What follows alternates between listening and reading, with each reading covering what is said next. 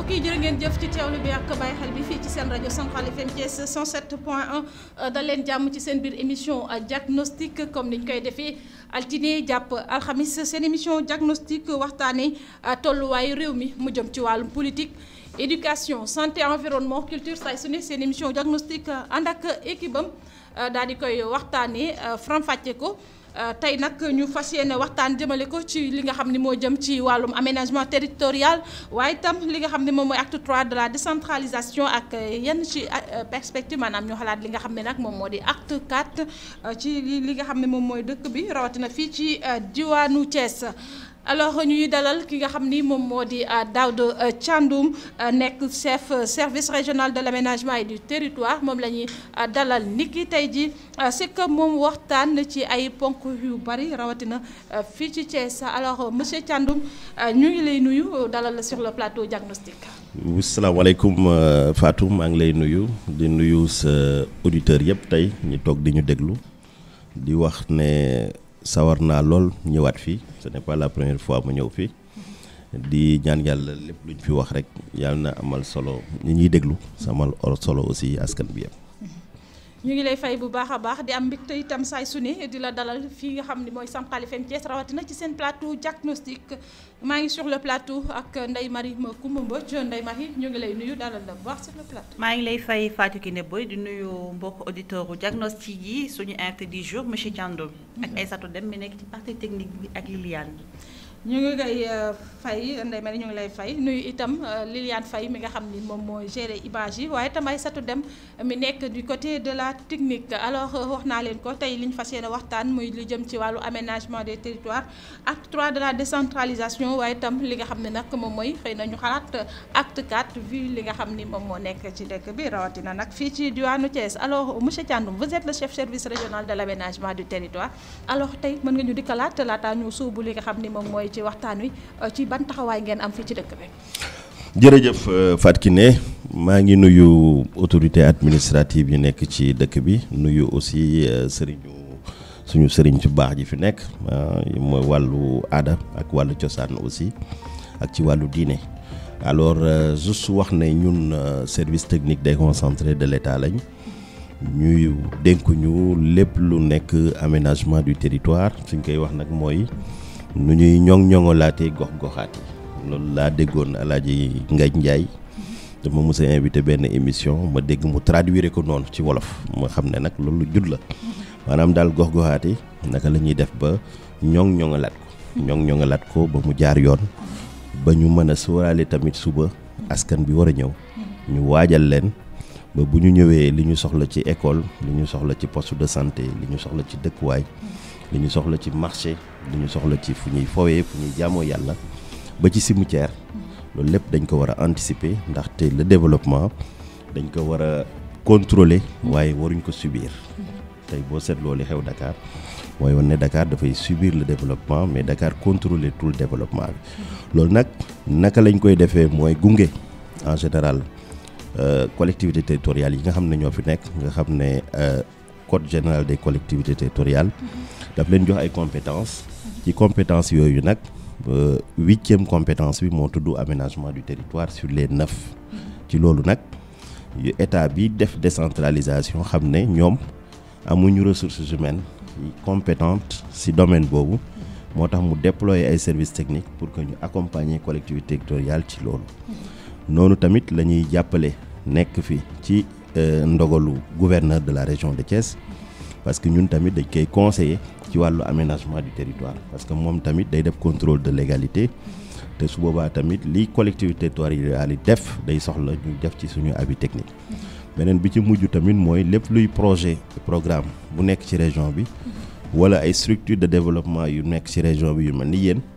yoo xam ne da ngeen ñu soxla pour que ñu ñëw waxtaan ak askan bi ñu gën a xam lan lañ fi teewee ñu daal di ciy dugal suñu loxo looloo tax ñuy dem ci ONG yi looloo tax ñuy dem ci projet programme yi parce que lépp luy développer Thiès rek ñun suñu loxo ñu ngi si ndaxte superficie wu Thiès si la ñuy développer te superficie wu Thiès yokkul bu fekkee ne table bii ñu toog tey di def émission bi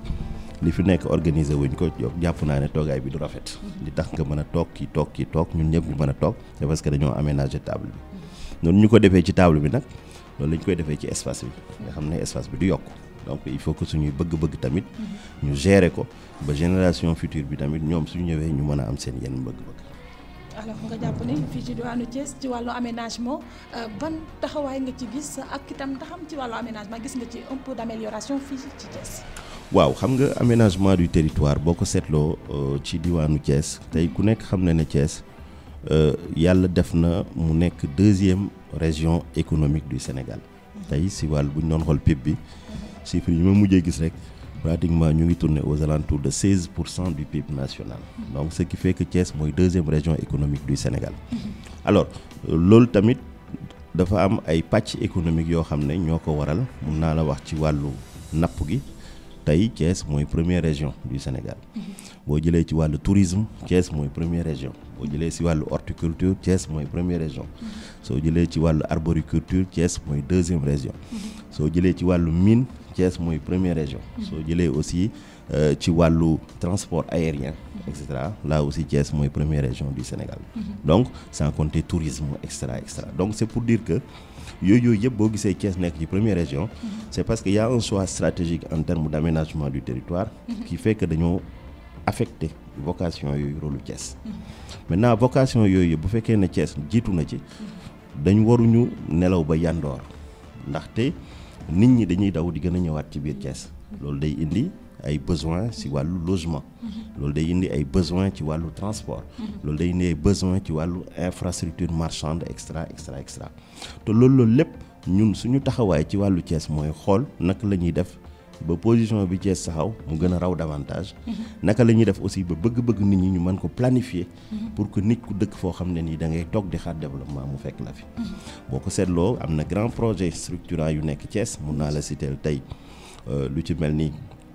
autoroute bii dem Ndar nga xam ne dafay traverser Serre boo xoolee boobu day ubbi territoire yi maintenant territoire yooyu muy ubbi day contracter distance yooyu muy def noonu day tax ba territoire yi nekk ci autoroute bi yëpp dañu war a réfléchir seen développement pour que autoroute bi nekk ce qu'on appelle benn effet tunnel maanaam effet tunnel loo xam ne day romb rek mais ñi dëkk ci kaw duñ ci am benn bénéfice donc loolu stratégie yooyu ñun loolu la ñuy xool pour interconnecter les équipements interconnecter les infrastructures et les établissements publics pour que mu anam cohérence développement mais infrastructure waru indi impact négatif donc loolu mooy suñu gis-gis ci wàllu boobu ci wàllu université c'est la même chose ci wàllu aussi santé tey ku nekk xam ne ñu ngi tabax benn hôpital fële ci Tivaouane suñu but mooy ñu xam ne hôpital boobu foofu ñu ko samp le développement va suivre l'urbanisation va s'accélérer bu ñu organiser wu les espaces environnants réfléchir jox leen ay vocation tôt ou tard désordre anarchie yi ñu gis ci suñu hôpitaux yi ak li ko wër loolu moo fay daal di am yooyu la ñuy def ci voirie bi boo jëlee tey lu mel ni Thiès ville comment on doit faire pour que yenn problème yi ñu gérer ko lu ci wàlli wala inondation par exemple tey ku nekk xam na boo demee Ngent wala nga dem Mbambara wala nga dem ci yenn quartier yi de Thiès Sampaate ñu ñëpp pratiquement ñu ngi ci biir ndox mi nan la ñuy def ba quartier yooyu ñu mën leen a zoner mën leen a spécifier mën a indiwaat beneen vocation pour que ñu insérer leen dans le tissu urbain loolu on est en train de le faire donc bref l'aménagement du territoire buñ ko doon définir rek mooy naka la ñuy def ba justice spatiale maanaam ku nekk fa nga dëkk la nga bëgg la nga war a am mu fekk la fa équité sociale mooy que ne ñi dëkk Saraya ak ki dëkk Plateau ñoo bokk ñun ñëpp ay sénégalais lañ on doit avoir les mêmes opportunités de développement beneen bi mooy solidarité économique nan la ñuy def ba quartier yi nga xam ne ñoo gën a nanti boo jëlee Thiès lu mel ni Grand Sanding beneen quartier comment on doit faire pour que l'économie se partage au plus grand bénéfice des Thiessois donc et ça comment on fait mooy on planifie donc la planification c'est anticiper sur le devenir d'ici 25 ans quelle est l'image de Thiès damay wax souvent exemple tey soo jëlee population bu Sénégal au lendemain de l'indépendance 3 millions la ñu woon 2013 13 tey on est 18 en 2050 on sera 38 millions de Sénégalais donc il y a 20 millions de Sénégalais qui débarquent d'ici 25 ans ñun on est 18 donc ñiy ñëw ñoo ëpp sax ñun ñuy dund vers la fin du siècle en 2100 on sera 73 millions de Sénégalais 73 millions de Sénégalais sur 196 712 kilomètres carrés qui ne bougent pas comment on doit faire dañuy bàyyi ñi am doole ñu aakimoo suuf si dañuy bàyyi ñi am doole ñu jël seeni doom yóbbu leen ci école yu baax yi wala ñuy faju ci hôpitaux yu baax yi wala ñuy dem ci terrain de football yu baax yi comment on doit faire C'est ça l'aménagement du territoire. Donc on fait ce qu'on appelle de la prospective territoriale pour anticiper sur les besoins et proposer des solutions. Alors damay commencer par Sénégal d'abord parce que Sénégal tey boo seetloo défi aménagement du territoire mooy naka la ñuy def ba nga xam ne nii tey dañuy instaurer un développement équilibré sur tout le pays. Tey Dakar représenté wul sax 1% du territoire national et pratiquement am nañ fa bientôt 30% de la population sénégalaise. Sur 0,28% du territoire national nga am fa presque 4 millions d'habitants sur les 18. C'est énorme ba pare espace bu ndaw ba pare Dakar nekk presqu'île loolu moo tax mu gën a graaw maanaam Dakar presqu'île la parce que superficie voilà ndox mee ko wër yëpp si ñeenti bunt yëpp ñetti ndox la donc tey superficie wu Dakar 550 km², am na ay dëkk si àdduna bi yoo xam ne Dakar moo leen ëppale superficie mais ci population ñoo ëppale population Dakar mais spécification wu Dakar mooy presqu'île c'est un problème. Comment on doit faire pour que les territoires de l'intérieur ñu mën a développer wu tey loolu moo indi idée wu pôle territoire yi ñu bëgg a jëm parce qu'on s'est rendu compte que Dakar mënul continuer projection yi mënul continuer il faut tout faire pour que les gens sortent de Dakar et la meilleure façon de faire sortir les gens de Dakar c'est que li tax nit ñi dem Dakar nga yóbbu ko ci gox yi maanaam les équipements les infrastructures le développement soo ko defee rek nit ñi dem seen dëkk loolu ça c'est beneen bi mooy aussi comment faire pour que ci biir Sénégal wax naa ko sànq bi may wax mooy l'équité sociale maanaam tey différence bi am ci dëkku taax ak dëkku kaw dafa énorme tey boo demee ci dëkku taax yi même connexion bu baax sax problème la tali bu baax problème la pour nga am poste de santé boo mën a wasiner sax c'est un problème comment on doit faire pour que waa Dakar duñu privilégié wu au détriment ñi nekk ci monde rural bi comment aussi on doit faire pour que armature urbaine ñu équilibré ko maanaam développement tey bu ñu ne Thiès ville dañ naan département dañ naan commune extra ba ci suuf nan la ñuy def ba li nekk ci suuf mu mën a jàpp li ci topp jàpp li ci topp ba mën a indi le développement moom nga dégg moom ñooy tax ñuy naan il nous faut des métropoles d'équilibre boo déggee ñu naan des métropoles d'équilibre c'est comment équilibrer le développement par une hiérarchisation des établissements humains beneen bi nga xam ne mun naa ko wax mooy naka la ñuy lutter contre les effets du changement climatique de façon générale parce que tey ku nekk xam na inondation yi ñu ngi fi ku nekk xam na érosion côtière mu ngi fi ku nekk xam na tàngoor bi mu ngi fi nan la ñuy def pour que ñu gérer loolu à l'échelle du Sénégal nan la ñuy def tamit pour que ñu valoriser potentialité ressources bu chaque territoire parce que loolu mooy indi tey li xew Dakar tey jii on parle de l'attractivité économique du Sénégal à travers le forum fii Sénégal tey moo xew nan la ñuy def ba que suñuy avantage comparatif ñu mën ci appuyer pour mën a renforcer le marketing territorial comment vendre la destination de Dakar comment vendre la destination du Sénégal moom la ñuy wax naan en marketing territorial la valorisation de l'endogène pour la séduction de l'exogène comment vendre ce que nous avons pour séduire ceux qui ne sont pas ici donc yooyu yenn défi yu ndaw la rek si au niveau national maintenant au niveau de Thiès Thiès tey ginnaaw ranking yi ma wax sànq sur le plan économique muy suñu avantage comparatif mun naa wax ne tey naka la ñuy def ba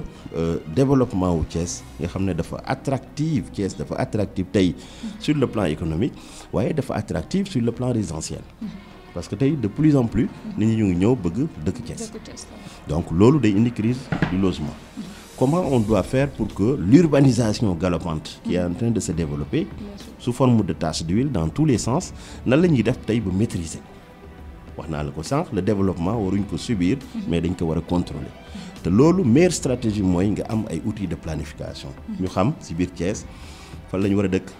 fan la ñu war a jaamu yàlla fan la ñu war a denc fan la ñu war a def ndox mi fan la ñu war a ba képp kuy Thiès waa à travers un plan di nga xam fii lan lañ fi war a def ak kañ lañ ko war a def ak ku ko war a def loolu c'est un défi de taille au niveau de Thiès parce que tey planification spatiale elle est extrêmement faible voire inexistante sur toute la région de Thiès de façon générale donc loolu c'est un défi de taille beneen bi mooy la crise bi nga xam ne nii constaté nañ ko ci wàllu logement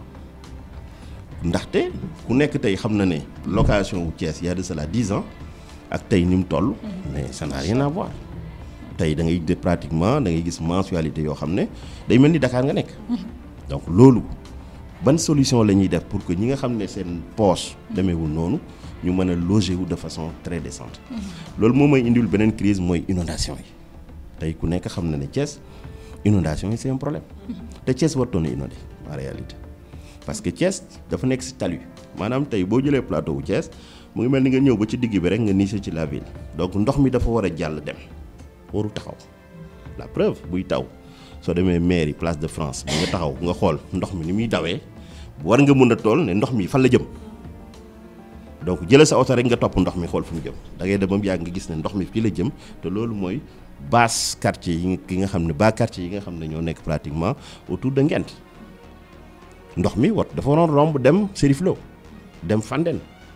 mais parce que dañu urbaniser foofu moo tax ndox mi toog moo tax ñooñu toute l'année boo seetloo dañuy nekk ci ndox mi donc loolu aussi c'est un autre problème comment faire aussi pour que Thiès tey mu développé wu sur le plan économique ba ko jël même la première place parce que l'objectif c'est quoi moi j'ai toujours dit Dakar mooy première région économique du Sénégal mais ñun dañu war a xeex pour nekk la première région économique du Sénégal parce que am nañ sens yu ñu am Dakar amu ko tey bu fekkee ne da nga bëgg a investir allez 50 milliards wala 100 milliards boo tey boo génne woon 100 milliards tey nga ne da nga bëgg a investir et que da nga soxla tey 300 hectares mais 300 hectares mënoo ko am Dakar alors que Thiès mën na la jox 300 hectares donc en termes de disponibilité foncière ñun on a ce qu'il nous faut pour pouvoir passer par-dessus de Dakar on a tout ce qu'il nous faut mais loolu nag il faut que ñun ñëpp ñu liggéey ensemble parce que le développement aussi ku nekk du dugg ruqam di jéem a def li mu mën déedéet on doit travailler ensemble comment faire pour que la gouvernance de toute la région de Thiès parle le même langage porte le même discours créer même un label créer un slogan pour vendre la destination de Thiès bref yooyu quelques défis yu mag la yoo xam ne nii jàpp nañ ne dañ ci war a taxaw pour que beneen défi boo xam ne mun ma ko bàyyi mooy le cadre de vie jàpp naa ne tey maa ngi jógee léegi ci marché bi mais ku nekk xam na foofu li fa am mënul ko ne ku nekk xam na tey yenn quartier yi nga xam ne da ngay gis ndox maa ngi taa ba fi ngeen nekk nii ba fi ngeen nekk nii bi may ñëw dama loo làmbe ba agsi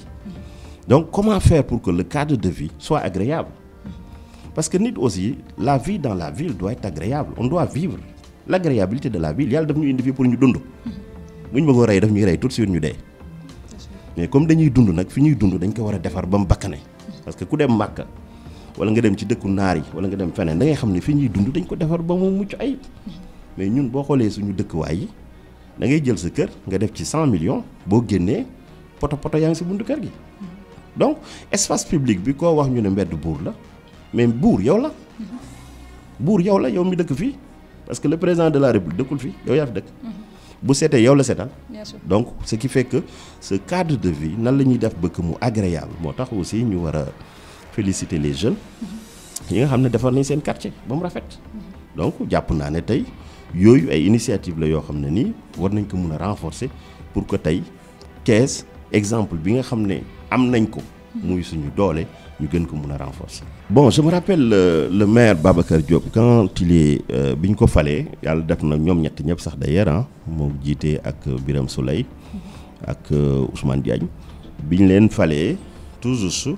yàlla sama service bokkoon na ci service yi ñi nga xam ne dañ leen a sollicité woon pour que ñu réfléchir ensemble dañoo passé toute une journée di wër Thiès yëpp toute une journée si naaj bu tàng bi fu nekk dugg nañ fa ba marché bi sax ñëw nañ xool ko dem nañ Thiès Ouest gis camion yi garage mécanicien yi ni mu éparpillé woo ci biir dëkk bi dem nañ aussi xool place de France nan lañ koy aménager waate parce que man jàpp naa ne tey sur le plan de l'aménagement urbain général place de France vocation dañ ko war a jox vocation culturelle parce que tali bi nekk entre place de France bon kii bi tamuy aw ci wetu nu mu tudd boo jógee ci restaurant bi maa ngi fàtte pour restaurant bi soo jógee IREF continuer di dem mais tali boobu noonu je pense que dañ ko waroon supprimer parce que tout simplement loolu réflexion globale la parce que place bi du yoon fu nit mun a dox mun a bàyyandiku ay oto di daw ça c'est de l'insécurité on doit faire une continuité de cet espace dugal ko dans la mairie ce qui fait que day am benn parvis de la municipalité qui fera que de bout en bout pratiquement sur 500 mètres nit ki mën nga dox noppalu enjoy et cetera yeneen réflexion place de France man jàpp naa ne tey monsieur le maire xaalis bu muy perte la parce que tey espace boobu mënoon nañ ko def parking su amul événement tracé la rek nga oto yi ñu mun leen gaare xaalis maire bi mun a am xaalis parce que d'autant plus que tey gaare naa sama oto ci suuf fayu ma dara te loolu c'est une perte pour les communes donc comment on doit faire pour que ces niches yi nga xam ne ay recettes la ñu mën ko valoriser. naka la ñuy def aussi pour que dëkk mu mën a am une certaine propreté c'est-à-dire que tey avenue Caen nga xam ne peut-être Thiès rek moom loolu ci Sénégal sur presque 6 kilomètres presque 6 kilomètres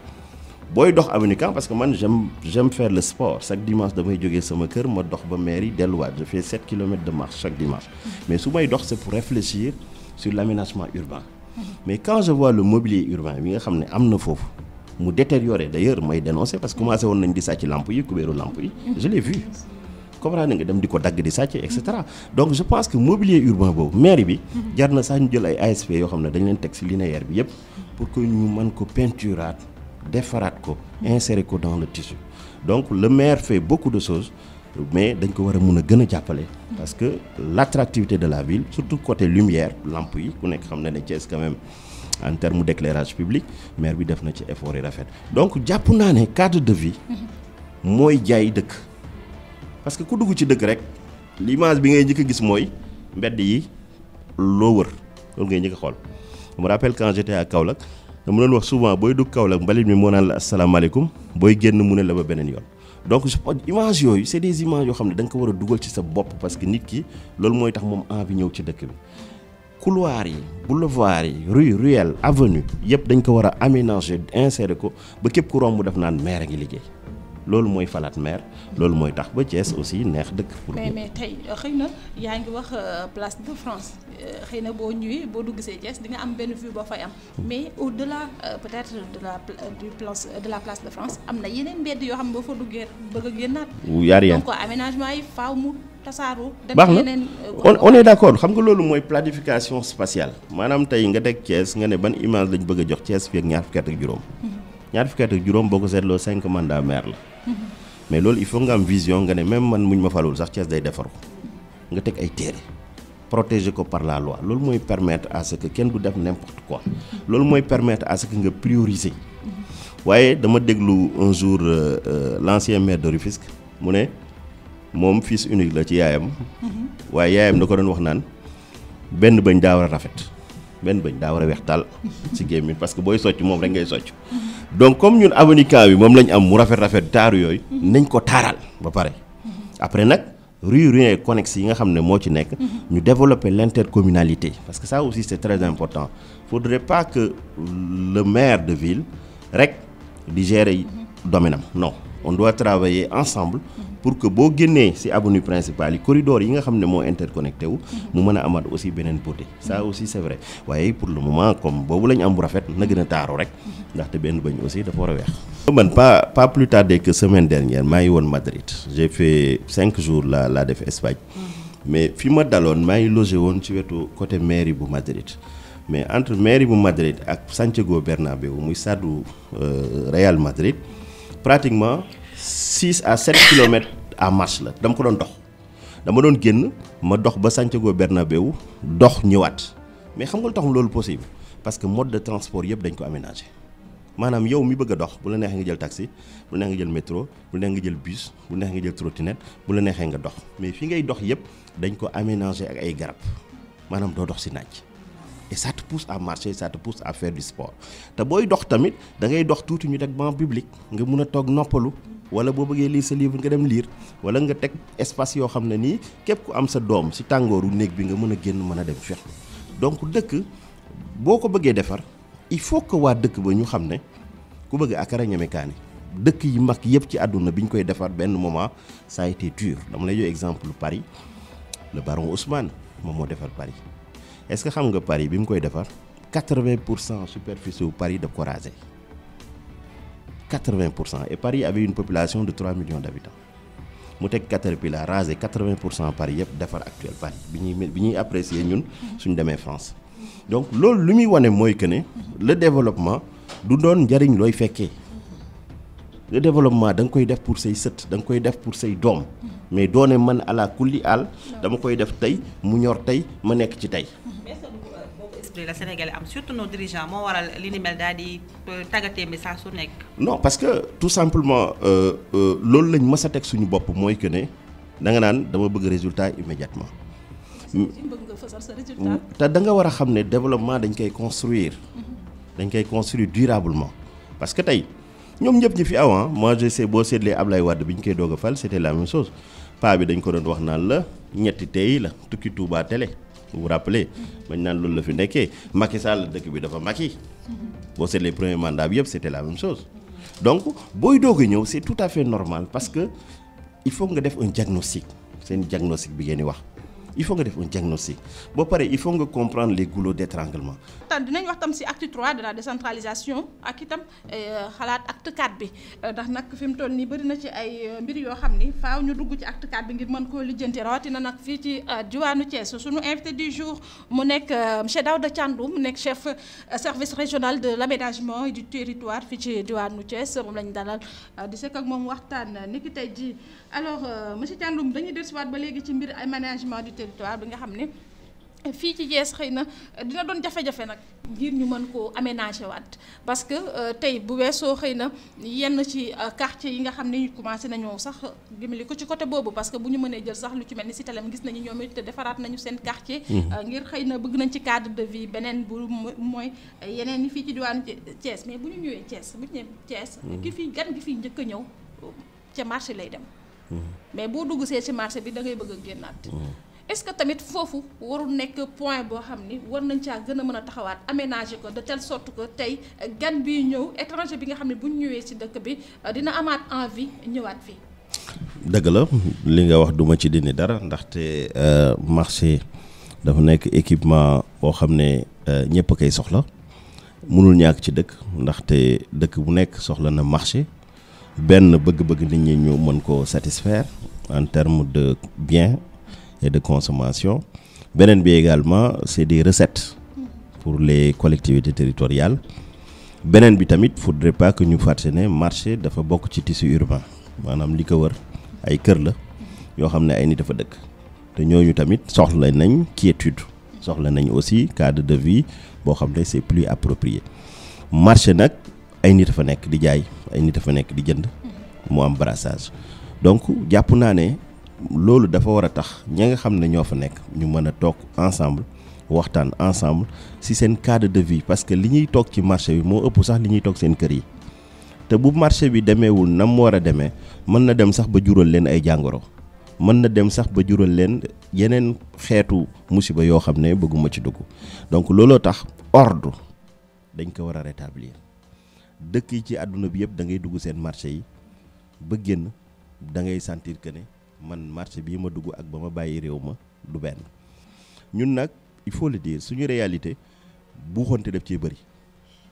waaw ñun dañoo bëgg buuxante de nature dama naan boo jëloon ay sénégalais nga te génn ci nekkaay leen ma may leen 100 personnes nga war a may 100 personnes yëpp nga yore pour 100 personnes dañuy buuxante alors que 100 yëpp ku nekk war na mën a am loolu nag ordre la laaj loolu nag discipline la laaj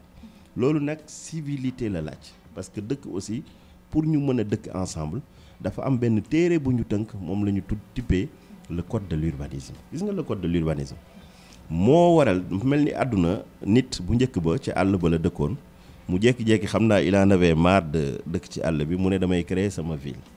pour créer sa ville mu commencé def ce qu'on appelle la bétonisation maanaam di def loo xam ne day uute di artificialiser ak espace naturel bi nga xam ne foofu la jóge woon léegi nag comme dëkk bi di màgg séeréer yi di ñëw joolaa yi di ñëw pël yi di ñëw njaago yi di ñëw soose yi di ñëw ku nekk di ñëw indaale sa cosaan ak sa aado ci dëkk ville bi bu fekkee ne bàyyi nañ tey suñu mbokk alpulaar yi ñu ne ñun suñ cosaan ak aada la ñuy def mun nañ dem tey ba ci biir avenue France ñu ne avenue Caen ñu ne dañuy sàmm ci biir avenue bi parce que ñun dañuy sàmm loolu lañ xam boo jëlee suñ mbokk séeréer yi tamit mun nañ def seen ngel foo dem ba sa wetu jumaa ja ñu taxaw ñu ne dañuy ngel par force parce que loolu lañ xam joolaa yi tamit ñu ne par force dañuy bënn parce que dañuy war a bay ceeb donc ñoom dañoo bëgg ceeb foog ñu bay ceeb donc yenn avenue yëpp dañ fay bay ceeb par force donc gis nga yooyu boo fekkee ne bàyyi nga ku nekk ak cosaan ak aadaam ci dëkk bi problème day am pour éviter ça nag moo tax ñu indi le code de l'urbanisme code bi daa di arbitrer naka la ñuy dëkkee ci dëkku taax fan la ñu war a tabax fan la ñu war a def activité culturelle mu loolu tamit beneen problème la des fois nga jékki-jékki rek benn xew am ci koñ bi rek ñu baare mbedd bi par force léegi nit ñi obligé dañuy ngénte wala dañuy def dara wala sa nga dégg koo xam ne nii dañuy jàng ñetti nit guddi àjjuma ñu toog ci koñ bi takk seen haut-parleur kenn du nelaw si koñ bi ñu ne dañuy jàng fekk boo yundoo ñaar nit ñoo fa nekk takk haut-parleur donc loolu ñun biñ nekk gënee nekk xale gis nga biñ gënee nekk xale à partir de 22h pollution sonore dafa amoon boo ki rappelé wu ay fuural à son temps boo amul autorisation police day wàcc bu wàccee xam nga la lay njëkk a yóbbu matériel wala lan kiib rek yóbbu ce qui fait que borom matériel boo ko bëggee louer suba mu ne la mukk ndax am nga autorisation parce que sama matériel bëgg ma bu dem police donc il faut que ñu delluwaat ci yenn dispositif yoo xam ne day permettre ñu mën a vivre dans une quiétude absolue loolu nag niñ koy xewalee ci quartier yi noonu lañ koy indee ci marché yi moo tax marché boo fa demee amul rang lu waay neex def fu waay neex lal da ngay gis sax ñoo xam ne dañuy dem ba ci kaw raay ba ñu lal fa wala ñu lal ci kaw taliba oto baa ngi ñëw yow xamoo ndax borom oto bi dafa mandi yow xamoo ndax borom oto bi dafa feebar yow xamoo ndax frein yi baax na nga dem lal ca digg chaussée ba donc c'est-à-dire xel mu dal weesuwul loolu. mais buñ la dafa fekk ni xëy na non moom laa wax xam nga tey boo jëlee marché bi ñaata yoon la autorités yi wàcc pour déguerpir ñaata yoon man ma ñëwee Thiès ba léegi je ne sais pas combien de fois heure bu ñu leen dîner dañuy bàyyi bañ dem rek ñu lalaat boo jëlee rond-point boobu noonu nga xam ne ni muy foofu nit ñi ci biir rond-point bi la ñuy lal di jaay te rond-point mais pour circulation routière moo taxoon ñu def ko defuñ ko woon pour que ay nit di fa lal di jaay trottoir yi mais pour nit ñi dox la nit ñi trottoir yi lal nañ ko fan la ñuy dox ci kaw chaussée bi boo doxee ci chaussée benn oto ne la fa ping fekk yow da nga am ay soucis nga dee problème am ñu ne wóob ndogalu yàlla la déedéet du ndogalu yàlla yoonu yàlla nekku ci yàlla dafa am lu yoonam nekk ak lu yoonam nekkut dëkk européens yi wala dëkk développé yi boo seetloo seen développement doo mës a gis ay problème c'est parce que dañuy sanctionner oui moo tax gars yi ngi changé stratégie parce que jàpp naa ne boo seetloo actuellement le ministre de l'intérieur gis nga ni mu ko tàmbalee Dakar nit ñi sax da ngay dégg ñu naan de toute façon du wéy lii moom xamoon nañ fi xamoon nañ waaw dañ naan boo demee ñu laal et cetera mais je pense que il faut prendre des mesures draconiennes xam nga man lan laa jàpp mooy encombrement yi nekk ci dëkk bi da ngay gis nit mu yore oto panne nga bàyyi ko ci koñ ba ku naar nga ne sama oto la alors que loolu fourrière la waroon dem directement la solution c'est quoi c'est que encombrant yi nekk ci rue yi yëpp da ngay jël benn encombrant bu nekk nga jox ko valeur maanaam bu fekkee oto bu ndaw la 100 000 la bu fekkee camion 200 000 su fekkee table lii su fekkee lii xoolal ay valeur ngay jox lépp diagnostic nga jox leen valeur soo paree nga communiquer sensibiliser nit ñi ne leen écoutez vous avez 1 mois pour ngeen jël seeni bien si les gens ne prennent pas leur bien déguerpissement da ngay jël yóbbu fourrière soo ko yóbboo fourrière da nga naan ko am nga 1 mois pour ñëw récupérer boo ko récupérer wul ñu jaay ko casse jaay ko menuisier métallique ñu dugalaat ko circuit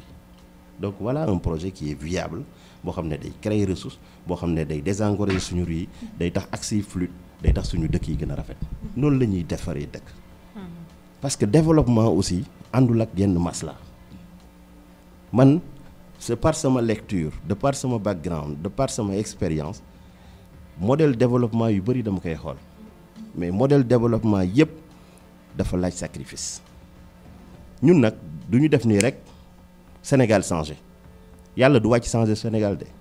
ñun ñi ñooy changé Sénégal te ni ñuy changé Sénégal mooy ku nekk ñu wax la li yoon wax ñu appliquer yoon boobu foofu nag gaa yaa ngi ci et jàpp naa ne jubal jubante bi aussi foog mu dal ci cadre de vie bi parce que cadre de vie bi ni mu dem foog naa ne loolu mënta wéy et puis on félicite le ministre de l'intérieur parce que man jàpp naa ne li muy def nii ñëpp ko ci war a jàppale ndaxte bu dëkk bi jaaree yoon rek économie bi day gën a gaaw parce que tey amaana marché am na nu ñu ko doon structuré mais nit mu ngi dem ba Dakar di jënd benn produit parce que mënul accéder fii moo tax buñ ko defaloon correctement di nga mën a tax nga ñëw lan moo tax Auchan développé wu lu tax Auchan développé ku nekk di jël sa doom ñëw jël sa poussette dugg jënd ndànk ainsi de suite parce que cadre bi c'est bien climatisé li ngay jënd étiquette bi mu ngi si lépp leer na doo waxaale ba sonn tout est propre ça donne envie d'y aller pourquoi ñun on ne peut pas faire ces genres de trucs donc voilà des défis yoo xam ne vraiment acteur u marché bi dafa laaj nga dugal ci chambre de commerce dugal ci chambre de métier nga dugal ci aussi les autorités administratives les services techniques les collectivités territoriales les projets les programmes ñun ñëpp ñu toog ensemble ñu trouver une solution appliquer ko durablement mun a avancer parce que loolu mooy permettre aussi ñu mën a changer suñu dëkk yi. alors monsieur Thiandoum dañuy daal di dugg nag ci beneen thème bi mu jëm ci acte 3 de la décentralisation ndax temps bi nag faaw ñu am ñu ci dugalaale ak Thiès ak nouvelle ville bi loolu faaw ñu laalaale ko tuuti mais tey acte 3 bi lan moo ko tax a jóg lan moo ko taxoon a sax jóg laa mën a wax parce que tey bari na ci yenn si ay jafe-jafe fii ci diwaanu Thiès bu ñu waxee rek dañ naan acte 3 bi moom moo ko indi rawatina ci problème délimitation yi. délimitation sax du acte 3 dañoo tooñ acte 3 acte 3 indiwul problème délimitation ndax tey acte 3 changé wul périmètre collectivité territoriale yi c'est les mêmes changé wu ci benn d'ailleurs acte 3 créé wul sax benn commune créé wul bon à exception commune boobu ñun ñoo ko créé parce que boobu maa ngi woon Dakar man j'étais le rapporteur ñi créé le département de Kër Massar man j'étais le rapporteur donc bi ñuy créé département de Kër Massar si lañ dagg la commune de Kër Massar def ko 2 parties Kër Massar Nord Kër Massar Sud donc mun naa wax ne loolu la ñu créé ak département de Kër Massar moom lañ créé mais à part ça amul benn commune boo xam ne nii créé nañ ko ma wax ci dara sax boo xoolee tey région de Dakar problème délimitation amatu fa ndaxte bi ñuy def réforme boobu dañ ci profito instaurer ce qu'on appelle les coordonnées X et Y ci su périmètre communal yëpp maanaam tey limite yi amatul ay guy gële la Dakar gële la toolu ñebbe bële la wala toolu gerte gële la amatut wala teen bële la amatul parce que foofu lépp coordonnées X Y la donc lépp dañ ko numériser ce qui fait que boo tabaxee fenn bu ñu génnee suñu GPS bu tracé rek dinañ xam ne yow yaa tabax ci frontière bi donc Dakar moo tax déggatoo fa yenn coow yooyu alors loolu nag malheureusement généraliser wuñ ko fépp ci Sénégal et jàpp naa ne incha allah buñ ko généraliser mun naa may effet donc c'était pour répondre à cela maintenant acte 3 bi xam nga réforme bi ñuy créer acte 3 de la décentralisation dafa mel ni jigéen bu xëy rek wasin gars yi naan fan la ëmbeeg fu mu ëmbee wut ndaxte préparé wuñ ko nañ ko waroon préparé dama lay jox exemple acte 72 muy acte 1 68 lañ ko tàmbalee réflexion yi acte 96 muy acte 2 92 lañ tàmbalee réflexion yi 4 ans le 3 avril 1992 lors du discours de la nation bu président Abdou Diouf si la waxee woon que ne on va aller approfondir notre décentralisation loolu moo indi en 86 06 mu créé collectivité territoriale 86 07 mu doté ay compétences loolu mooy am maintenant acte 3 nag daa xëy rek na bismillah je suis là. C'était pas bien nourri c'était pas bien réfléchi maintenant am na lu mu indi loo xam ne nii baax na man ànd naa ci quelque part parce que tey bi mu ñëwee dafa supprimer région yi li tax mu supprimer région on avait 14 régions en tant que collectivité territoriale il faut bien préciser parce que dafa am région en tant que entité administrative parce que gouverneur yi ñu ngi fi ak collectivité territoriale daf ko supprimer ndaxte région yi bi ñu leen di créer en 96 dañ leen joxoon objectif de développement économique bi ñu ñëwee ba 2013 ñu apprécier on s'est rendu compte que région yi fa àgg amul sur toutes les 14 régions du Sénégal donc moo tax ñu ne nañu supprimer les régions première phase bi nañu créer encore ce qu'on appelle la communalisation intégrale maanaam communauté rurale yi ñu supprimer leen bu ko defee ñëpp doon ay communes à part entière et le problème est réglé beneen bi mooy ñu créer département maanaam département dafa mel ni statut région actuellement nii mu mel nii noonu la département meloon avant 2013 c'est-à-dire le département était une entité administrative mais n'était pas une collectivité territoriale c'est en 2013 que le supprimer jël place région moom mu yéeg nekk collectivité territoriale département maintenant nekk entité administrative donc moo tax département yi en 2013 ñu yéegal leen ñu nekk collectivité territoriale région bi ñëw nekk entité administrative moo tax tey nga mun a am président du conseil départemental donc mun naa wax ne objectif acte 3 bi c'était de doter le Sénégal de territoires viables, compétitifs et porteurs de développement durable à l'origine 2022. Ça aussi, il faut l'insister sur ça parce qu'en 2013, bi ñu koy formuler dañu waxoon en 2022 dañu am ay Sénégal doter le Sénégal de territoires viables, compétitifs et porteurs de développement durable en 2022. Bon, on est en 2025. Est-ce que am na zéro? Ça n'existe pas. Donc tey mun naa wax ne acte 3 bi li mu indi loo xam ne baax na mooy la communalisation intégrale man je trouve que c'est une bonne chose deuxièmement aussi région yi mu supprimé mais li taxoon ma àndoon ci man c'était que dans la deuxième phase dañuy créer ay pôles territoire mosul ñëw moo tax ma jàpp ne je suis en train d'écrire un livre sur ça sur sur pratiquement la décentralisation sous l'ère Macky Sall, pour essayer de voir qu'à un moment donné, le président Macky Sall avait une volonté, pas à travers l'acte 3 de la décentralisation, mais après dafa dem mu mujj ragal mu mujj arrière mu mujj dellu ginnaaw. Donc loolu moo nekkoon pôle territoire yi, parce que pôle territoire dafa waroon regrouper les régions comme dañu leen supprimer ñu regrouper leen pour créer maintenant ce qu'on appelle les pôles. Malheureusement musul am mu ba mu jóge fi. Donc acte 3 problème mu limite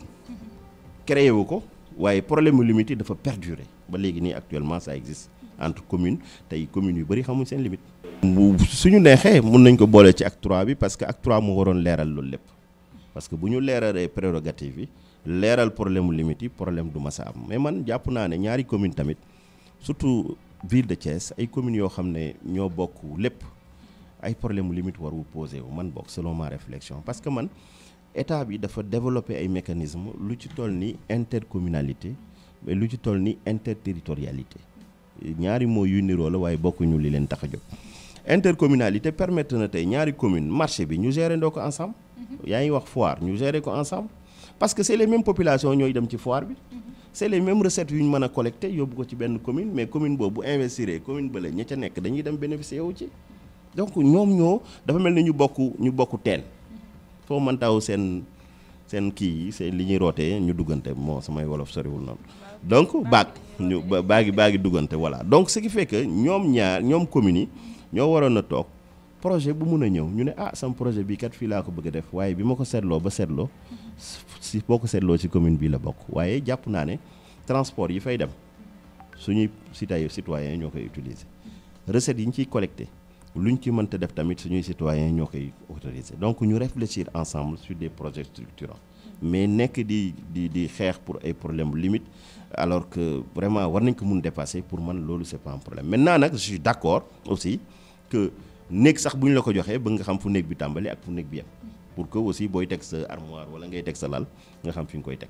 Donc ça aussi c'est très important. Et loolu aussi ANAT, agence nationale de l'aménagement du territoire, mu ngi siy def jéego yu mucc ayib pour que vraiment saafara problème limite actuellement au niveau du Sénégal. Même ci biir Thiès am na ay limites yoo xam ne man ak waa ANAT yi déplacé wu ñëw fii ak collectivités territoriales yi nga xam ne ñu ngi ñuy dégg dem nañ sur le terrain ba régler problème limite yooyu définitivement. Acte 3 boobu indi na ay changements concrets ci wàllu gestion urbaine ak territoriale fii ci Thiès. Oui, parce que wax naa sànq ne communalisation intégrale bi indi na ko. Parce que tey bu maire yi am nañ prérogative yoo xam ne amuñ ko woon temps yi ñu nekkee pratiquement communauté rurale. Donc loolu avancé la boo xam ne am nañ ko, parce que tey maire Fandène ak maire ville de Dakar ñoo bokk même prérogative. Donc loolu rek déjà changement la boo xam ne pour man c'est saluable. Maintenant développement communal aussi, développement urbain d'une commune du moins d'un territoire, loolu aussi ña fa nekk ñoo ko war a def. Pour moi ça c'est très important, parce que bu ma la defaloon histoire de la décentralisation dinaa la wan ne la toujours collectivité territoriale yi ñoo mas a laaj état bi jox ñu gérer suñu bopp. Loolu mun naa la ko tàmbali depuis 72 ba léegi pour wax la xeex yi ci am. Chaque fois ba fa Abdou Diouf nekkee fu Abdou Diouf génn ñu tàllal ko brancard, avant sax dañ ko tàmbali avant Senghor, fu mu génn ñu ne ko ñun dañ bëgg nga jox ñu gérer suñuy problème. État bi di réfléchir Abdou Diouf ñëw nee naa la 4 ans 92 ba 96 muy réfléchir ñii est-ce que pare nañ, est-ce que mën nañ, et cetera. Bi mu ñëwee 96 bi mu ñëwee 86 06 mu créé collectivité territoriale, maanaam état moo créé ci boppam ne tey am naa doom mu tudd commune, mu tudd région, mu tudd département. Loolu état moo créé moom la war. État moo war a def loolu, mais moom moo décidé ne créé naa ko. Loolu mooy code bi mu créé ko. Bi mu ko créé ba pare mu ne man kat sama doom bii ma créé nii amul doole, naa ko jàppale ba mu dox. Naka la koy jàppale mooy mu daal di mettre en place ce qu'on appelle les services techniques déconcentrés. Services techniques déconcentrés yëpp ci 9 domaines yi nga xam ne jox na leen ko ne leen ñëw leen ngeen jàppaleel ma sama doom ji ba màgg. Loolu mooy mission chef de service yi nga fi gis nii yëpp. Beneen bi mooy mu ne lii ma créé nii kat wax dëgg yàlla soxla na xaalis pour mën a dox. Loolu mooy fonds de dotation de la décentralisation. Beneen bi nga xam ne créé naa ko mu ne lii kat nag wax dëgg yàlla am na ay projets yu ngand yoo xam ne nii ñoom mënuñ ko doxal, moo tax mu créé ay projets et programmes. beneen bi nga xam ne créé na ko et c'est très important mooy mu ne damay wut ay autorités administratives yoo xam ne dañuy def contrôle de légalité a posteriori. Avant 90 c'était a priori maanaam avant. À partir de 90 c'était a posteriori maanaam avant am na sax ñu naan normalement 90-35 boobu moo waroon doon acte 2 de la décentralisation. Parce qu'avant, c'était le sous-préfet qui gérait tout le budget de la commune. Donc 90 lañ ko dindi. Donc mu ne ay autorités administratives préfet sous-préfet gouverneur contrôler leen ma ñi nga xam ne ñoo fi nekk li ñuy def te loolu mu tënk ko maintenant ci benn téere mooy arbitrer seen relation entre ñoom ñaar pour que coow bañ am maag sama doom bi ma créé mooy le code général des collectivités territoriales. Voilà comment la décentralisation a su progresser depuis 72 ba agsi fii ñu toll nii tey donc bu fekkee ne yooyu yëpp am na nag ba communes yi ñoom lañ yàgg ñu ne jox leen ñu jox ñu bañ jox leen wax dëgg yàlla doxal a des waaye souvent pour des raisons politiques et il faut le dire parce que très souvent da nga naan 17 taxes yi nga xam ne jox nañ leen ko pour ñu mën ci am xaalis mun naa la wax ne 5 taxes la ñuy wutee xaalis yu ci des yëpp les 12 taxes on touche pas pourquoi parce que dafa sensible wax naa la sànq sama oto bi ma gaaree da nga war a fay kiy jaay caaf dafa war a fay képp ku teg dara ci koñ OVP la da nga war a fay occupation voie publique te boo génnee suñ mbedd yi rek nga génn da nga gis koo xam ne dépassé na lool ci espace bi te fayu dara parce que ku fay dañ la war a jox benn numéro boobu nga taf ko fi nga xam ne nii occupé nga ko képp ku ñëw mu xam ne autorisation commune de Thiès Nord numéro tel pour espace bii mu occupé loolu c'est des niches waaye boo ko defee tool yi ne kur amaana beneen élection duñ la falaat donc gis nga problème bi ñu am bi nga xam ne moom la suñu maire yi rencontré aussi c'est ça la vérité maanaam dañ leen dénk ba pare ne leen bul def parce que boo defee kat ma am problème te bu ñu bëggee développer on est obligé li texte yi wax ñu appliquer ko yàlla su ma ne prérogative mooy surtout yi nga xam ne dafa laal ci wàllu koppar parce que suñ commune yi tamit bu fekkee ne TVA bi 5,5% kese lañ ciy laal au moment où Maroc mu ngi ci 15% yenn pays ñu ngi ci romb nañ ko sax am na ñu àgg ay 20% donc loolu problème la maanaam bépp activité bu ñu def ci sa biir commune bu fekkee ne collecté nañ ci 18% yi état bi 5,5% la lay verser ci sa biir commune donc loolu pour man c'est extrêmement faible et jàpp naa ne loolu tamit dañ ko war a yokk pour permettre suñu commune yi ñu gën a am moyen beneen bi nga xam ne aussi jàpp naa ne acte bi mënoon na ko gën a mun a defar mooy que ne ñu leeral relation yi entre état ak collectivité territoriale de façon très claire parce que souvent aussi c'est un peu flou et flou boobu aussi day am problème d'arbitrage day am problème de lecture donc jàpp naa ne beaucoup de choses yenn projets yi voilà yooyu yëpp c'est flou tey boo jëloon maire nga ñëw ne ko tey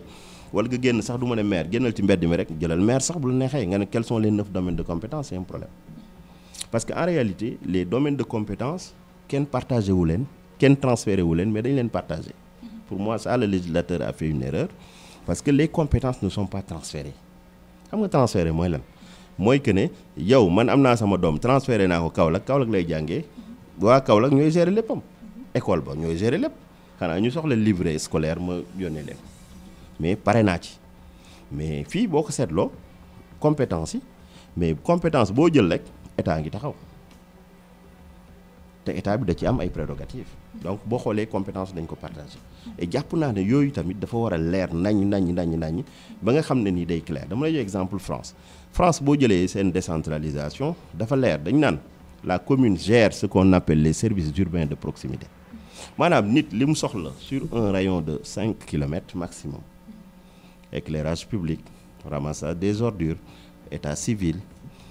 xale yi fu ñu foowee la petite enfance le sport lépp li nga xam ne nit da ko soxla sur un rayon de 5 kilomètres fu muy dëkk loolu ñu ne lii commune mooy gérer loolu ñu ne département yow dañu bëgg nga gérer ce qu'on appelle la solidarité à l'échelle de plusieurs communes effectivement tey transport en commun boo jëlee fii bus mais bus yi mën na la yóbbu ba Sud Foire sud Sac ñaata commune nga traversé mën na la yóbbu fii ba Fandène ñaata commune nga traversé donc solidarité boobu dafa war a am parce que ay tronçons la ay lignes la boo jëlee beneen acte boo xam ne mën nañ ko wax mooy la solidarité familiale tey nga war a jàppale xale yi nga war a jàppale mag ñi nga war a jàppale ñiy dund ak handicap mais loolu pratiquement ñëpp ko bokk donc département activité sociale la war a gérer maintenant la région ñoom ñu jox ko vocation économique le développement économique nan la ñuy def ba ressources potentialité yi nekk ci biir région bi ñu valoriser ko def marketing territorial wëri ay partenaires def un forum des investissements à Thiès pour génnee suñuy avantages comparatifs wane ne ñun lii mooy suñu doole lii lañ bëgg ku ko investir donc extra loolu moo ñuy permettre ñu renforcer suñu attractivité loolu moo ñu permettre ñu renforcer suñu compétitivité donc gis nga tey yii nga xam ne posé nga ko mooy ay éléments yu ma jukki rek yoo xam ne jàpp naa ne acte 3 bi téere ba nañ ko bindee woon rafetoon na taaru na taar kàlla waaye ca application ba vraiment dañ naan la montagne a accouché une souris voilà. On parle de l'acte 3 mais dégg nañ observateur yu bari ñuy wax nécessité def acte 4 nan nga ko gisee yow. Ah non, on est obligé parce que là actuellement avec les nouvelles autorités on a benn document bu bees bu tudd ANT agenda national de transformation boobu nag dafa am lu mu wax mooy que ne tout simplement eh bien on doit aller vers à travers pilier 3 bi bokk ci aménagement urbain durable dañuy dem vers les pôles territoires. Donc on a 8 pôles territoires les 8 pôles territoires nag 4 pôles yi ay régions yu ñu regroupé la 4 pôles yi ay régions yoo xam ne benn kese lañ mu ngi mel ni Thiès par exemple léegi 8 pôles territoires yooyu noonu nga xam ne am na il faut que mu am un instrument juridique buy wane seen existence maanaam wax naa la sànq état bi muy créer commune yi daa créer bébé solal ko léegi solal boobu nag moo taxoon mu indi ay différents code de 72 code de 96 code de 2013 et donc comme dañuy créer waat lu bees il faut nga créer waat code donc il faut mu am acte 4 de la décentralisation buy mën a créer les pôles territoires parce que pôles territoires yi suñ mécanisme juridique yi encadré actuellement décentralisation wax ko fenn maanaam tey nan lay doxee ak lu muy doxee ak ku koy doxal naka lay doxee loolu mooy acte 4 de la décentralisation moo ko war a leeral maanaam baatin bu ñuy créer ne juddal naam lii ma juddal kat tam ne lu bees nii lay doxee ak Fatou nii lay doxee ak Mademba nii lay doxee ak ma Paate def naa si lii loolu mooy acte 4 maanaam acte mooy baatin bu ñuy def ci wàllu décentralisation ci wàllu gox-goxaat yi naka lañ koy ñoŋ-ñoŋalaate. mooy yoon man mos naa def benn at yeeg dama waxoon ne Sénégal 5 régions rek la waroon doon 5 pas plus. si la bokk bien sûr mais boo jëlee tey par exemple Allemagne ils ont 16 Länder xam nga les Länder en Allemagne lan mooy force Allemagne c'est vrai que c'est un état boo xam ne nii fédéral la waaye force Allemagne du dara lu mooy parce que tey Länder boo ci dem maanaam région boo ci dem am na doole pour mën a doxal yëfu boppam tey capitalu Allemagne ban njëriñ la am xam nga boo ko waxee sax nit ñi dañuy réfléchir pour xool ban mooy capitalu Allemagne Berlin la mais tey soo demoon Stuttgart wala nga dem tey Dortmund wala nga dem tey Munich mais foo ci mënta dem mën na doon capitalu Allemagne parce que tout simplement dëkk yooyu dañu développé ba nga xam ne neex même sur le plan économique territoire bu nekk dafa am ñaar wala ñetti produits yu mu spécialisé wu xool nga aménagement territoire c'est-à-dire nekkatuñ sax si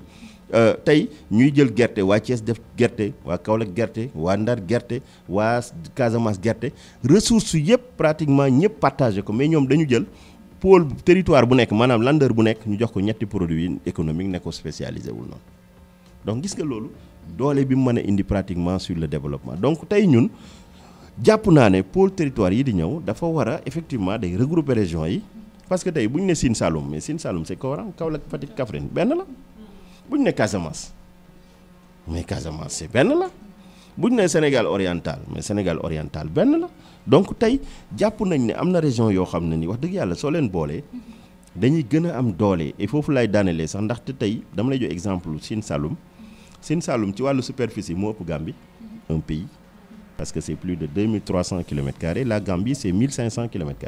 Voilà moom mu ngi laaj nga xam tey ji acte 4 bi tam jotul ñu boorewaat yenn communes yi nga xam ni tas nañ leen lu su mel ni fii ci diwaanu Thiès nga xam ne am na 4 maires est-ce que tey buñ ko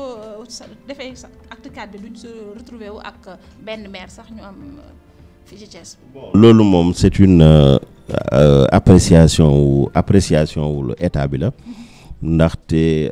la création d'une ville c'est juste par décret, donc c'est le président de la République qui peut créer la ville. Actuellement au Sénégal on n'a que 5 villes, c'est la ville de Thiès, la ville de Rufisque, la ville de Dakar, la ville de Pikine, la ville de Guédiawaye. Donc 5 villes yooyu moo am. Donc tey alors fooguma ne aussi ni mu ko waxee noonu la demee, parce que nit ñi du ñu def découpage aussi pour des raisons politiques. Ça aussi j'aimerais que ça soit très clair, parce que ñun man yàlla def na ma liggéey ci découpage. Donc wax naa la sànq bi ñuy dagg Kër Massar di ko def département ci Dakar man maa nekkoon rapporteur commission régionale bi. Donc de bout en bout ñun ñoo dagg Kër Massar département, et que ñun ñi nga xam ne ñoo ko doon def ay aspects techniques lañ teg sur la table. Peut-être li mu wax mënoon na am avant effectivement, parce que tey boo jëlee parti socialiste en 96 bi ñuy créer la ville de Dakar, mais 19 communes d'arrondissement yi nekkoon qui composaient la ville de Dakar en 96, mais c'était les 19 sections du Parti socialiste. Donc Parti socialiste ay 19 sections rek lañ jël def leen 19 communes moo existé ba ville de Dakar. Les 19 communes yi ci nekk c'était les anciennes 19 communes du Parti socialiste. Loolu peut-être c'est en son temps, mais ñun ñi nga xam ne wax dëgg yàlla dañu jàng ci mbir mi nekk di ci liggéey ñu occupé ci ay responsabilités, lépp lu ñuy def dañ koy jaarale ak li nga xam ne loolu la yoon nekk, parce que on n'est pas là aussi pour satisfaire des besoins politiques, mais on est là juste pour que le Sénégal soit développé de façon harmonieuse et de façon durable. Donc ci loolu nag bu ñu demee ba nga xam ne ni ville de Thiès jàpp nañ ne lii la état bi bëgg a def, ñun su boobaa dinañ wax suñu avis technique par rapport au processus, mais ce n'est pas encore d'actualité, donc moo tax mënuma ci wax. Bon, vous savez, Thiès nouvelle ville, foog naa sànq bi ñuy diagnostiqué wax nañ ko sur les défis majeurs yi interpellé région bi, et parmi ces défis majeurs il y a le problème du logement. Donc aujourd'hui ça c'est un problème, et l'autre problème aussi mooy comment promouvoir un développement équilibré dans l'espace régional, parce que tey boo seetloo département de Mbour am na ay projets structurants yoo xam ne état bi mu ngi ko fay def, lu ci mel ni tey mun naa citer le port de Ndayane. Le port de Ndayane qui est en construction, qui va aller jusqu'à 12 à 13 mètres de tirant d'eau. Donc day dem même ba romb le port de Dakar en termes de tirant d'eau, parce que foofu ñu ngi ci 9 mètres de profondeur, fii on est à 12 à 13 mètres de profondeur. Donc ça veut dire que ngan di bateau yi nga xam ne mënuñu ñëw Dakar sax ñun Thiès on est prêt à les recevoir au niveau de Ndayane. Donc c'est un projet de plus de 1000 milliards de francs CFA boo xam ne day impacter sur le développement économique de la région de Thiès. Beneen bi nga xam ne cité nañ ko sur le pour régler le problème au niveau du département de Mbour, il y a le pôle Daga Kholpa, parce que pôle Daga Kholpa bi boo gisoon ñu créé ko c'était pour structurer le développement autour des noyaux, maanaam ñu bañ a am un développement boo xam ne day mel ni sous forme de tache d'huile, da ngay sotti diwlin rek muy dem dans tous les sens. Donc tout le monde sait que Mbour se développe à un rythme exponentiel et il faut anticiper ce développement, moo tax ñu def ko, sans compter l'aéroport, sans compter les autoroutes bi dem Popenguine bi dem Sine Saloum, etc., etc. Mais boo ñëwee dans le département de Thiès aussi il fallait ñu réfléchir. La réflexion mooy comment faire pour que Thiès son développement, surtout fii boo xoolee développement bi relié Sébikotane dugg Thiès aw ci Àllub Kaañ, li tax mu yéex lan la, parce que Àllub Kaañ moo tax, parce que Mbour ba Dakar conurbation am na. Tey mun nga quitter Mbour nga génn Mbour yaa ngi naka la tudd Ngaparou, Mbour Saly Ngaparou, Somone Yène, sinon Somone après Popenguine Ndayane, après Yène, après yaa ngi Dakar. Ba tey mun nga daw topp tefes bi dem, mais boo ñëwee axe bi entre Sébikotane ak Thiès, Àllub Kaañ moo bloqué woon le développement, parce que dëkk fa day xaw a jafe ndax carrière yi fa nekk ak tout ça. Mais depuis que ñu def autoroute bi Ila Touba, ku nekk xam ne le développement est en train de s'organiser. Ça il faut faire une analyse spatiale. Nga xam ne le développement est en train de s'organiser pour contourner Àllub Kaañ, pour rejoindre aéroport, et plus loin rejoindre Mbour, plus loin rejoindre à Dakar. Donc dañuy am benn développement boo xam ne dafay nekk sur un espace homogène. Et pour éviter que mu am désordre, parce que ñun bëgguñ développement wu Thiès mu mel ni développement wu Dakar, ça je l'ai toujours dit. J'ai été régional de Dakar pendant 3 ans, j'étais chef de service de Dakar. Man maa daw ñaan affectation ne leen damay dem Thiès, gars yi ne ma tax ma ne leen Thiès am na sens mooy que ne Thiès day organiser développement am, alors que Dakar day subir développement. Moo tax ma ñëw Thiès, moo tax sama gars yi nekkoon Dakar ku ñëw Thiès boo ma séenee Thiam ma ngi nii ma leen waaw je suis là. Am na yoo xam ne on va tout faire pour conseiller autorité bi ba nga xam ne kenn du ko def fii ci Thiès, parce que Dakar colon yi ñoo ko def lu neex lañ def. Donc tey fii moo tax ñu amoon ay projets yu mag, lu ci mel ni la nouvelle ville de Thiès justement pour organiser ce développement tey su ma la génnoon plan wu nouvelle ville de Thiès mais c'est un plan magnifique mu la génneloon master plan bi da nga naan non ça c'est magnifique gisuma Thiès waa buy bañ li